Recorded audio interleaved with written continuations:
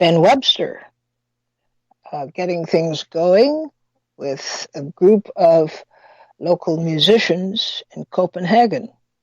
This is titled Blue Light, and of course, Webster is on tenor sax. He recorded this tune in Copenhagen in September of 1965, and it is a wonderful example of why, although he has gone on to glory, he still is viewed as best, one of the best sax players anywhere. This is Leid Stories. I'm Utrice Leid. And guess what we're talking about today? Does it have anything to do with Donald Trump? Yes, it does. As you know, he got his comeuppance yesterday. He was cruising for a bruising, and then he got one. And now it's the fallout. Everybody has an idea or two or 20 about what the fallout will be. We talked about it, and by the way, just as a self-congratulatory note, I want to remind you that we have been ahead of a lot of these developments. We have tackled them long before anybody else did. And so we have the benefit of, in a way, hindsight. We can look at where we went before the rest of the crowd got there. So Donald Trump was issued a blistering censure by the House, and with four stalwart Republicans included, passed legislation that amounted to censoring the President of the United States, saying that his attacks against four particular members of Congress, Representative Alexandria Ocasio-Cortez of New York, Representative Ilhan Omar of Minnesota, Representative Ayanna Pressley of Massachusetts, and Representative Rashida Tlaib of Michigan, was way out of line and essentially condemnatory. I don't want to go through the whole long list of things that Trump had said. We talked about that. But it included the admonition to these particular four legislators that they should go back to where they came from. This is a level of discourse, and in order to even deliver that, it was a stretch, an intellectual stretch for Donald Trump to go to that level. So they came up with this smack on the wrist, and they basically said, by way of formal vote, that there was a consensus that Donald Trump disgraced his office. One more time, put that in brackets or parentheses. He again disgraced his office. And we talked yesterday about the same thing, but from a different angle. These four women, basically, the visual was four women alone by themselves fighting the power in the White House. And from a tactical point of view, I think this was a moment that all the other groups out there who claim uh, reputations of being for the working class and they have liberal minds and so forth, it seemed as if they had left this battle up to the four women alone. And I was concerned that it said something, and a very unfortunate something, to have left them alone in this fight for too long. And that it was a sign of political cowardice, not only on the part of their fellow legislators, but generally across the board. This matter warranted an across-the-board reaction, and we didn't get it, indicating that there is a cleavage between the political apparatus, as it is, and the people. And that still hasn't been solved, not even with this declaration that the president was way out of line. They voted 240 to 187. All this is interesting. But I'm looking at the symbolism of it all because I think it is appropriate to dissect what it means. And that's where we're going today. What is your reaction to these developments? It's not so much that they finally got a document together that overwhelmingly smacked Trump for his conduct, for the administration's conduct toward these women, and toward the history of the White House and the so-called respect that the White House ought to be enjoying. It didn't seem like that was what was happening.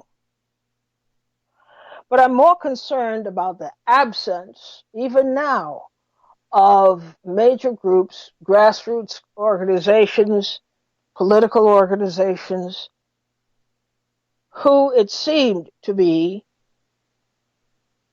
abrogated their duty to protect these four women and who should have made a very strong showing, a very strong presence as their protectors. Not in the sense of the classic sense that people think of, well, they're women and they can't fight.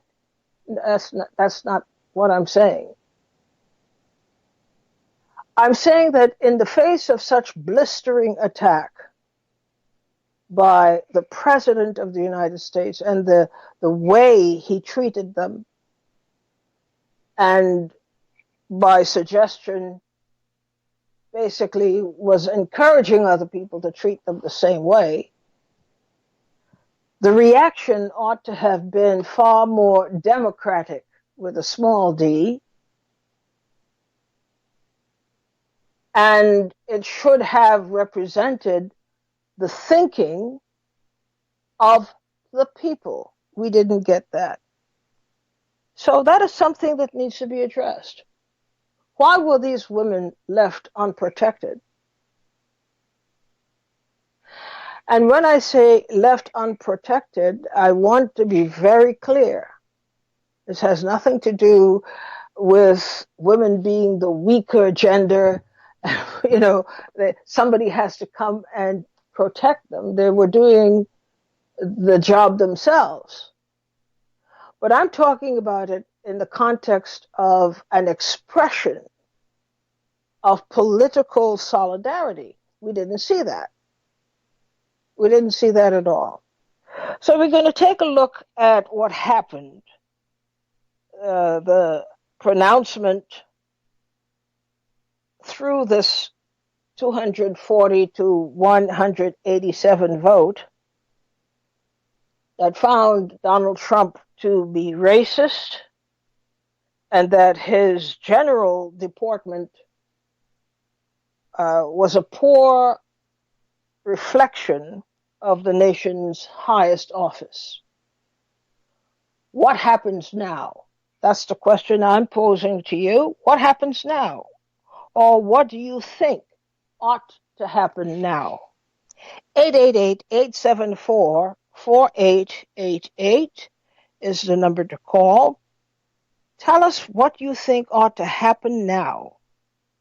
Okay, they got the vote, even with a minute participation on the part of Republicans, but he still got 4 Republicans who were brave enough to part ways with the party on this and who joined the Democrats in condemning the conduct of President Trump. What should happen now? Remember, just deal with the question. Don't take us on a scenic tour. Let's deal with the question. All right? Something happened yesterday. It was significant. Now, what are we to think about it? And what ought to happen now? All right? That's the charge for the moment. What ought to happen now? You tell us at 888-874-4888. Ma'at from New York, you're on the air. Greetings to the beloved family. A couple points of clarification. The resolution was below an actual censor, and that's where they really should have gone. Now, one of the things that I haven't heard anything about is Al Green brought forth articles of impeachment, with the prime article being, which he had included before, Trump's racism and bigotry. As to what should happen, well, that's a good question. The Democrats seem, they just seem so scattered, without focus. You know, when the young women gave their press conference, at least a couple mentioned impeachment. And to me, that would be a way where the Democrats could get themselves focused and organized. And Trump does not want the stain. We know that the Senate is not going to convict, but the stain of impeachment is huge. He can't even say the word. He doesn't want to be in the company of Andrew Johnson and Bill Clinton. You know, so to me, that's what they need to do. They don't have to find an actual crime, although that's relevant too, in terms of Trump being individual one, you know, regarding the payoff to the Stormy Daniels, the Playboy Bunny, etc. But it's things. This just can't end well. What is the symbolism of yesterday's action? Well, I thought it was kind of huge. In the respect that they put on record in the congressional record, and it actually dealt with racism. And I actually heard somebody that read the resolution on the news. So they used Ronald Reagan at the end of his term, where he was very open about what America represented, et cetera, et cetera. And that didn't placate the Republicans, though, you know, only 4. And then with the new independent, Amash voted with the Democrats. Okay. Anything else in terms of the symbolic value of yesterday's... Yeah, with Al Green coming forward with his article of impeachment around the racism and bigotry, I think that's pretty huge, too. All right. Well, you got us started, and you put on the table things for our consideration. Thank you for Maat for calling. Thanks so much. Jose from Rosedale, you're on the air. Greetings, my professor. How are you? Okay. How are you? Here trying to survive this heat wave. What has happened yesterday is nothing new. And all we're seeing is white supremacy fully entrenched. I said it on this program some time ago that Donald Trump has come to unify both sides of this white supremacy system. The Democrats have been there just doing what they're supposed to do. They are part of a system that they benefit and they profit from. Right? Now, I want to say this also. I've been meaning to say this for a while. That we have to do some self-critiquing at times. And what I mean is that I remember when these young congresswomen got in office, I believe that this was a breath of fresh air. A new day was dawning in the political system in this country. And you went after you spent some time going after these sisters, and it was the vitriol that came out. You go as much as to tell them to shut up and to sit down and to learn the ropes and so on and so forth. And I remember asking you, who are they supposed to learn from? These rascals that's been so entrenched in the political system that all they want is for these young people to come in and to become conformist. Who are they going to learn from? Pelosi and Schumer and all these old guys that are there that has conformed to this crooked and racist system. They came with some fresh thoughts, a fresh idea to challenge the system. And that is what our leaders, we require from our leaders to challenge our unjust and evil system. And that's what they did. And when you went after them, it hurt my heart so badly. You couldn't imagine it. And I hear you now reaching out and telling the folks that they should protect these sisters and so forth. When the time that you spent blasting them should have been spent in trying to organize our people around these sisters to support them because they were doing the right thing. Right? And Trump should not be treated with kid gloves. This man is a white supremacist racist to the core, and people can tiptoe around him all this want to and say he's not racist and there's no racist born in him. He is a racist, he's a white supremacist, and in a little while we are going to be having the jackboots, these Nazi jackboots, brown coats, running around our communities, and we are not prepared to handle these people. While we are talking about dealing with this man, when they go low, we go high. Donald Trump has been staying low in the slime for the longest, and if you are going to fight Trump, you cannot fight with niceties. And the Constitution, these people contort the Constitution and every law to their advantage. And we can sit around and talk how we want to. We're going to be nice guys. It does not work. This is an evil, racist, white supremacist system, and it intends to do us all in, including poor white folks who don't know yet. They are aligned with this man because he's saying the things that they want to hear. And many of these white folks out there that they're not coming out and saying talking against this man, but they agree with his policy. And we are looking at a slippery slope we are going down in this country, and all of us are in deep danger. There is nothing here to protect us from this man when he gains another term in office. So, all right. My professor, you stated your case, so let me respond.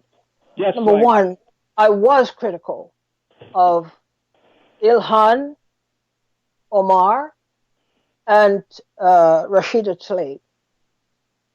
And I believe my criticisms were right on point. You just got elected, and in the case of Tlaib, what kind of signal are you sending when in your very your acceptance speech, if you will, with your children present, the best thing you could find to say was, let's go and impeach this mother effer. What did you gain by being so insulting even to yourself and your What does family? Trump gain by what he has said about us as a race of people? What does he gain? No, More just a power. minute. I'm responding to you. So I brought that to the attention. I didn't say that she ought to be cast into hell and burned forever. But it was interesting that the community did not make a note of that this is not the way that a newly elected member of Congress who is Palestinian, this is not the way you conduct yourself. It was awful, and she has yet to apologize for it, with the idea that, hey, freedom of speech and the other ridiculous things that people cite when they don't have a legitimate counter argument and they can't explain themselves. It was wrong. It was wrong of her to say that. And I said it. I upbraided her on that. With regard to Ilhan Omar, I said her biggest problem is her mouth. Here's a woman who keeps getting herself involved in one way or the other with all kinds of fragmented things that have nothing to do with the reason she's in Congress. You're not there. You weren't elected to be the world's greatest Muslim woman. You were great and Muslim before you even got there. So why are you putting yourself, why are you opening yourself to attack by saying things that are very provocative? You just got there. You haven't even warmed up your seat yet in your office. And already you're fighting. And what did I specifically point to? You want to fight. You want to be known as the big fighting lady. Okay. You have no troops. You have no troops. You have no funds. You just got there. And already you're starting verbal warfare. And you expect that the community, for some emotional reason, no logic here, should now support you because you were saying the kinds of things that people like to hear. But you have no plan, you have no troops, you have no funds. That tells me you are reckless. And the best thing that she could have done was to just shut up until you understand the lay of the land and you have been in touch with people who can educate you about how you move strategically. So on those two counts, I was critical of them. And I was right to be critical of them, because by saying and doing the things that they were doing, they were actually endangering themselves. On a whole other front, their conduct basically endorsed a disregard for the black leadership that they met there. I don't care what people have to say. You got to Congress because Other people made it possible for you to get to Congress. And at the very least, just as a matter of protocol, manners, you pay visits to people, you confer with the leadership, whether you like them or not. But you don't come in there on a high horse and say, well, we're going to impeach that motherfucker. Pardon my language, but I'm quoting exactly what Clabe said. I don't want you representing me because you have poor judgment and you don't know what you're doing. And yet you are placing yourself and your constituency in great danger when you behave like that. That was not mature behavior, and it ought to have been condemned. And I did that. I do not condemn them as people. I understand struggle. I understand struggle better than most people think. And as the so-called new wave, they did nothing to support the idea of people supporting a new way, this burgeoning or potential burgeoning of new leadership. That's what they ought to do. People think that struggling is a public relations exercise. Right. After you said that about Trump, and after you run your mouth and put everybody on the line, you have, as I said, you have no troops. If I wanted, or if it was required or necessary to have 20 people show up in the next half hour, you can't do that. So don't tell me or presume to lecture me about leadership. I know it. And I know poor judgment when I see it. Simply because they exercise poor judgment in these two cases, that doesn't mean I put them on my permanent crap list. We're in struggle. So you have to deal with people in all these stops along the spectrum. You have to do that. You have to have the maturity to do that. But I saw no effort, and I blame the Congressional Black Caucus and the senior membership, the senior leadership. What did I say? There should have been a big thing, a big media effort indicating that there is a changing of the guard, but the leadership is cowardly. The leadership is easily threatened. There was no party or reception to welcome the new batch of legislators elected. They didn't do these nice things.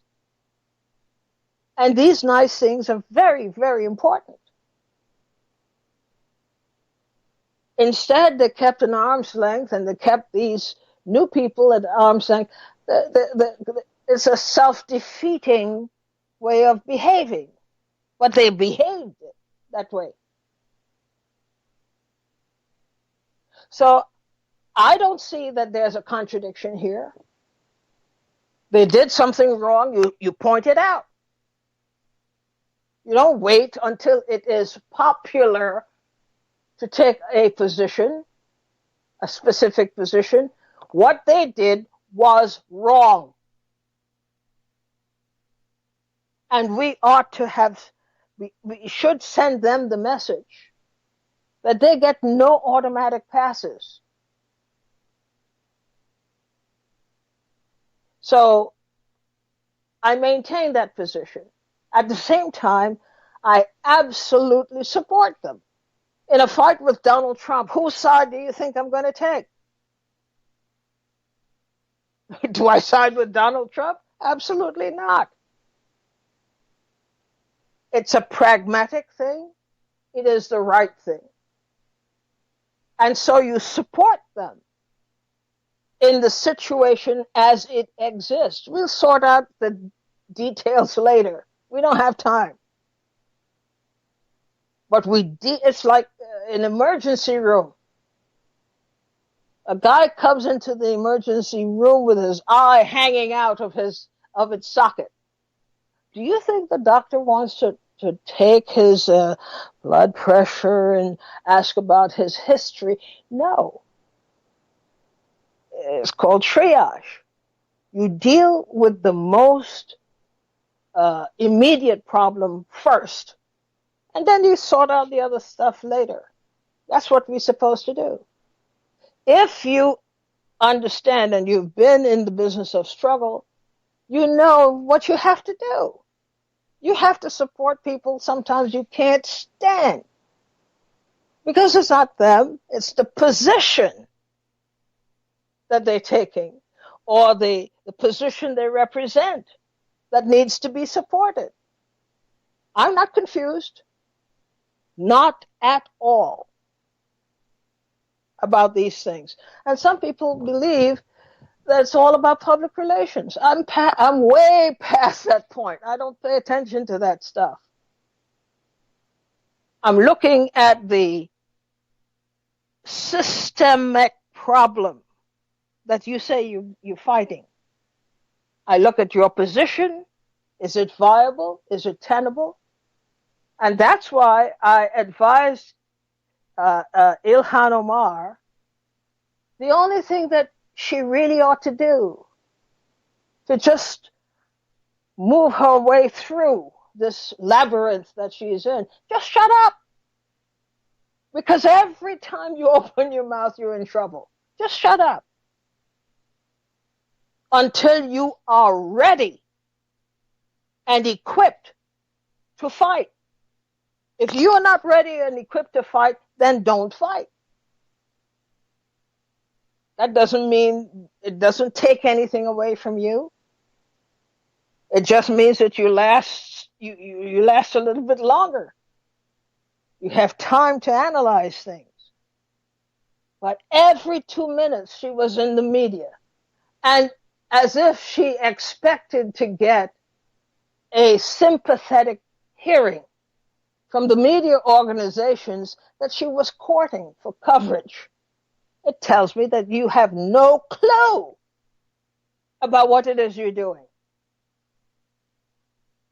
which inevitably could cost you more than you prepared to give up. You move smartly. You solidify your base. You build a base locally.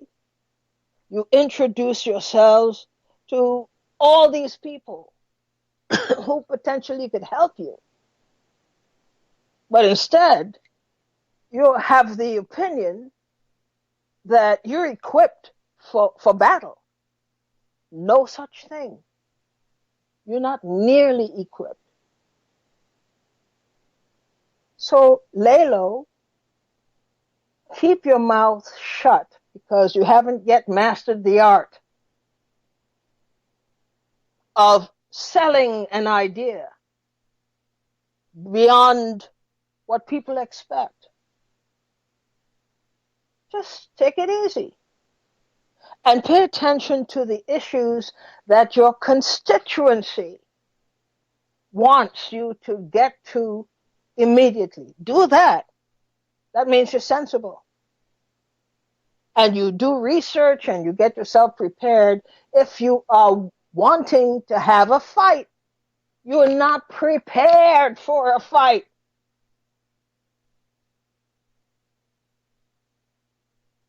So those were my 2 words of advice. Shut up.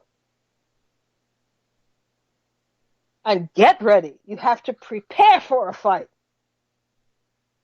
if you intend to win. Thanks for your call. Patricia from New York, you're on the air. Good afternoon, Utrice, and good afternoon to the PRN family. Thank you. Yatrice, I agree with most of what you have said. However, this is my position. I want to go back to the very beginning, because keep in mind that Nancy Pelosi set the tone for everything that transpired after with Trump. So, for example, I agree with you that they should have come in, they should have taken their seat, they should have watched the terrain, they should have seen how things work, they should have watched the process. I agree with you. And the fact that she didn't says more about her than it does about them. You know, it's like our children. They come in, they come into this world and they don't know the rules. So we have to teach them the rules. We don't give our cubs to the wolves. But Nancy Pelosi set the tone when she talked about the fact that they only have 4 votes. She minimized who they are and what they represent. And then she gave license to everybody else. Yo, they're fair game, so you can go after them. Follow that up with Greg Meeks over the weekend, which is what I talked about a few days ago. I mean, what was he doing? Where were all the black men? Unless you can tell me that they told everyone not to stand behind them and support them. I want to know, where were the men? Where were they? Why were they not standing in back of them to say, don't mess with my children, don't mess with my sisters? Okay, I'm going to ask you to answer that question. Beg your pardon? Because there is a very, very important answer that we cannot escape. Why weren't they there? I don't know, and that enrages me, because black women are always left out there by themselves. We do the work with no backup. Well, the reason is, a major reason is, it's not the only one, but it is the major reason, is that within the Democratic Party, the leadership, the mostly male leadership, opted to put themselves under the tutelage and control of Nancy Pelosi. Well, if they want to be on a plantation, then so be it. But make your position clear. How could they make the position clear? In their heads, they had more to lose by going up against her than by just, endorsing her position, carrying out her instructions.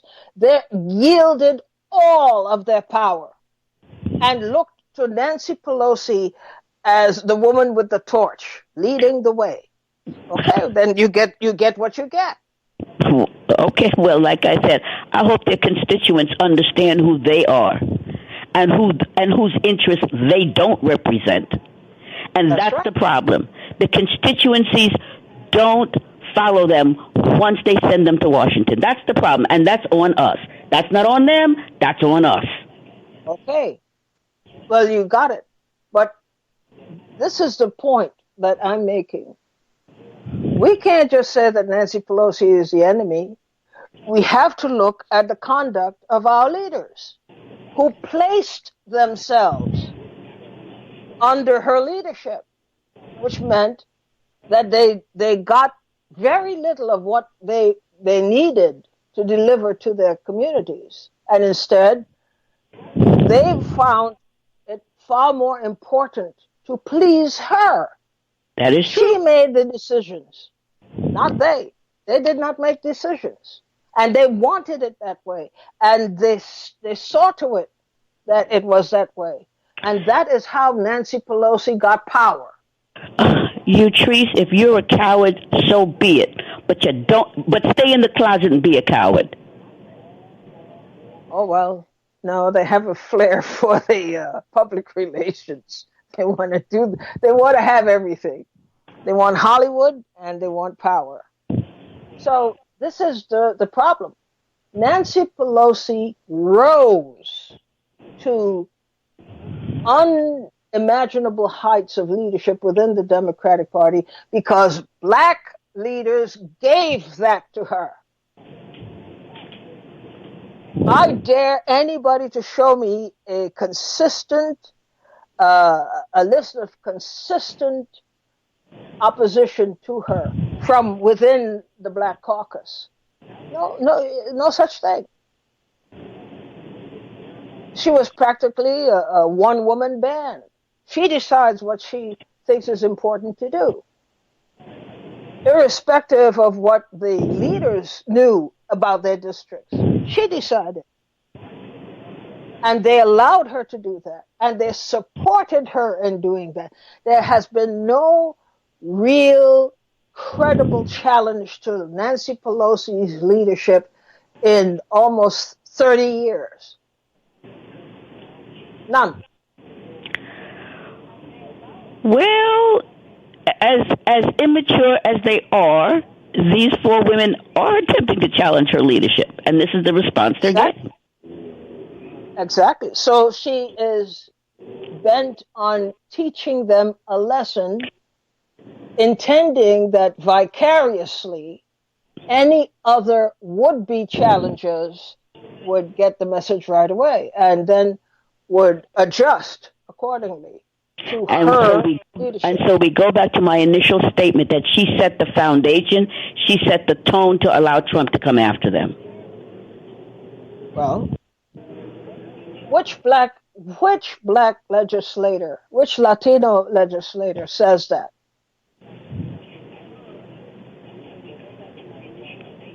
I'm sorry, I'm not following you. Which of the black and Latino leadership, which of them has said what you just said? I don't know. And there's a reason you don't know. Nobody I don't think any of them have ever said that. Exactly. They're all going to talk about Trump, how bad Trump is, and how evil he is, and why he must be defeated, and why you must get out and vote. But they're not talking about the failure of leadership as it pertains specifically to their constituencies under Nancy Pelosi. They're not talking about that. Okay, that's all I have for today. Thank you so much. You're such a brave soul, Patricia. But Bye-bye. You keep going. I love your spirit. Bye-bye. Thanks for calling in. Sonia from Florida, you're on the air.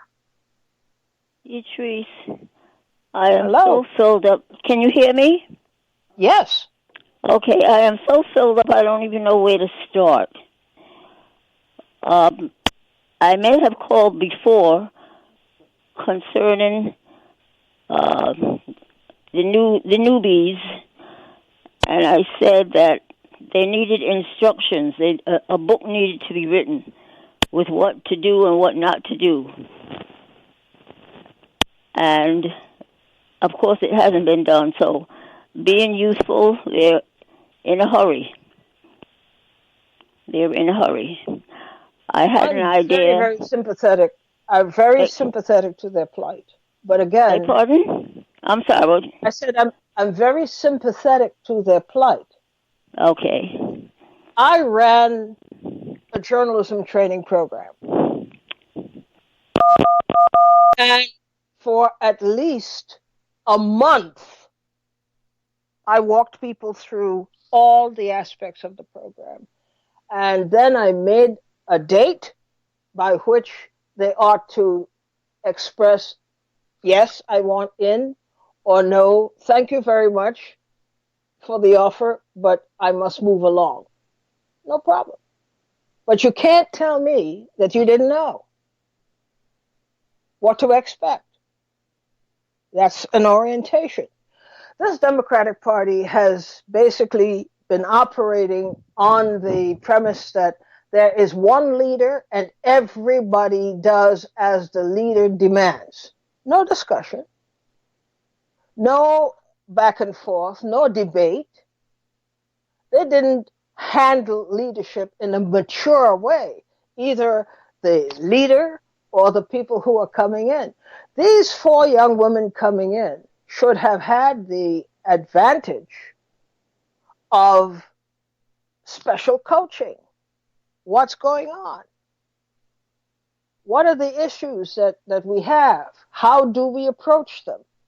What do you need? You get the feeling that the Democratic Party says, okay, you want to run, that's your problem. You're in charge. Handle it. You have nothing to do with it. But until you win, understand that I'm running things around here. That's not a mature way to operate. Not at all.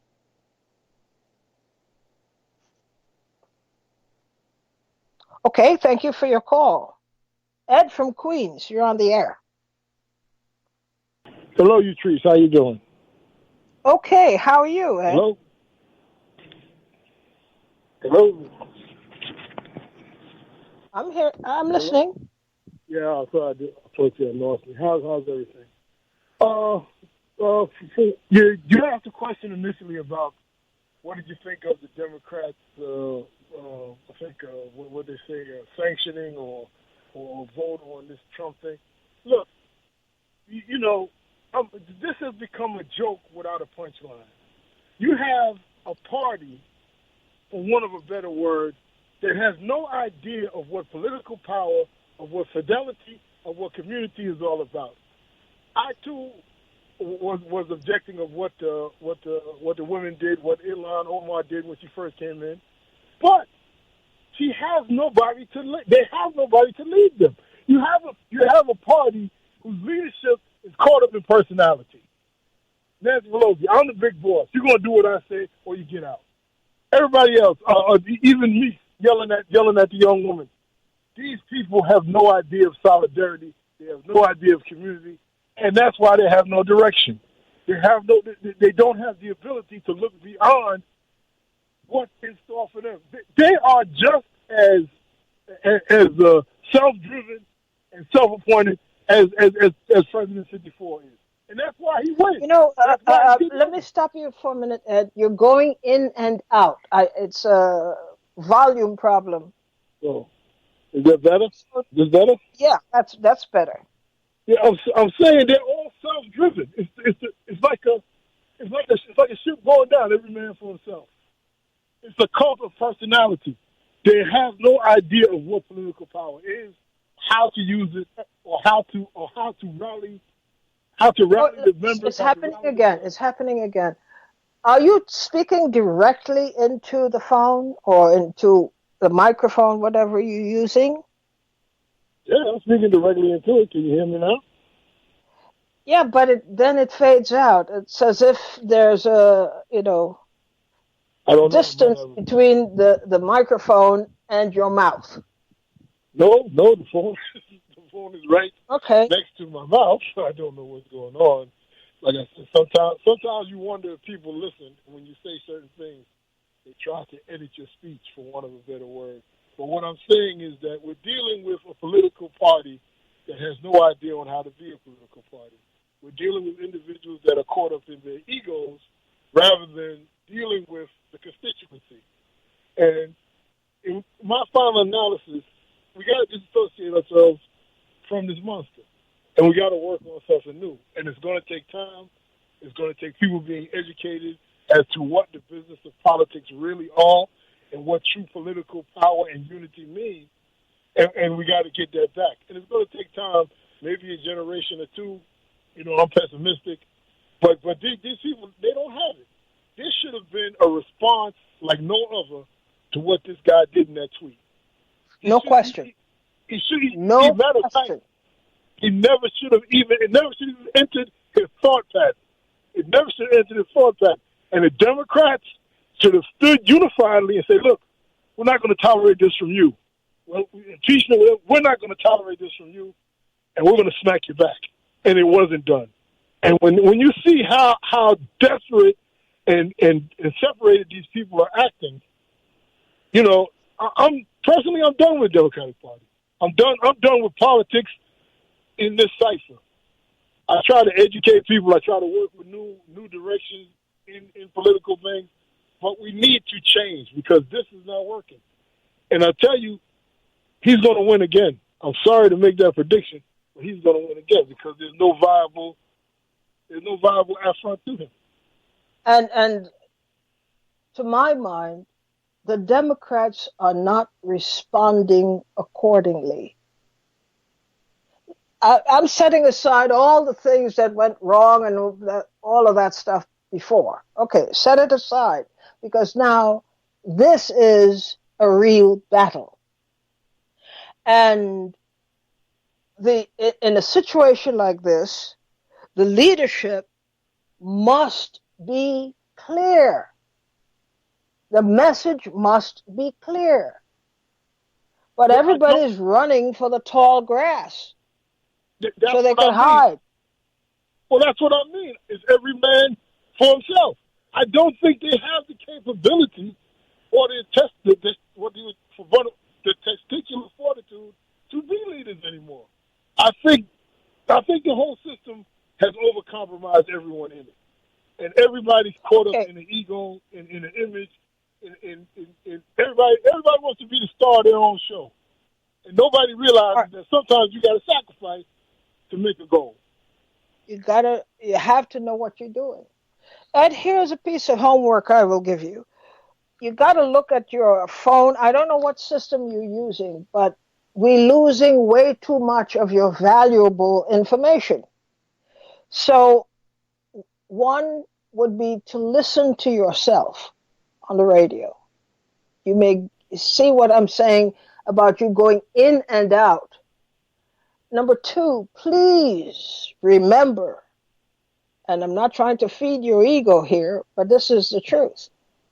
Every time you're on the air, you're creating a record, a historical document. So you have to treat what you're saying with that kind of seriousness. Please have somebody listen with you and see if you could diagnose this problem. We're losing too much of you to something. And I don't know whether it is that you're using a headset with a speaker or how you've configured your stuff. So please take a look at it because you're going in and out. It's very, very strained at some points, and sometimes you're very clear.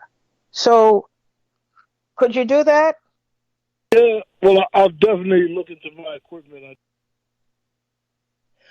Yeah, sometimes it is a mechanical issue that the volume peaks and then it just drops, depending on what it is you're using. So take a look at that because we're losing too much of you. And thank you for calling in. That brings us to the end of our program today. It is important for us to, when we speak about these things, we bring a certain level of maturity. We cannot expect perfection at all. But what we can expect is the thinking has progressed, as time has gone on.